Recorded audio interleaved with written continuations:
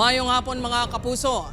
Sa nagapanguna nga balita, grupo sa mga pamatanon imbolbado sa serye sang ginamo sa Barangay Cubay Haro. Isa sa mga insidente na hulikam. Si Julius Bilacaol nakatutok. Makita sa video ang grupo sa mga lalaki nga nagadinalagan. Makaligad ang pila ka segundos. Makita naman ang mga ini nga nagadinalagan pabalik. Nagpulot sa mga bato, kaginhaboy sa direksyon nga ila ginhalinan. Ang video ang kuha sa Zone 1, Barangay Cubay Haro, pasado alas 12 kay inasang kaagahon.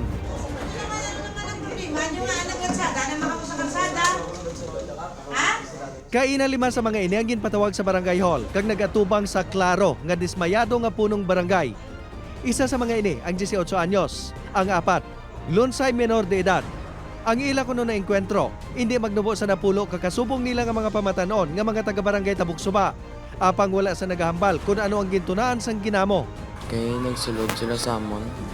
May mga dala sila, mga binangon nila. Tinagbato kami sila. May pila man kaginikanan nga nagabot. Isa sa mga ini si Ruby, nga wala sa nahibaluan sa ginapang buhat sang iya anak nga si Dave. Lagi may nakapabalo sa amon nga may natabo siya. Sang aga na lang ito nga. Antes ang ginamo sang kaagahon, mayara na kuno sang nahaon nga around mga alas 8 kagabi sa amuman nga lugar. May mga ginamo man nga nagluluntad sa mga nakaligad pagid nga inadlaw. May mga gap naman na siguro like sa eskwelahan wala. Nang tapos iba niya daw ka budlay gid sa ila kay daw tulok-tulok lang. Ara dayon na naman, rambol na naman sila. Wala sang gin-report nga nasamaran sa insidente.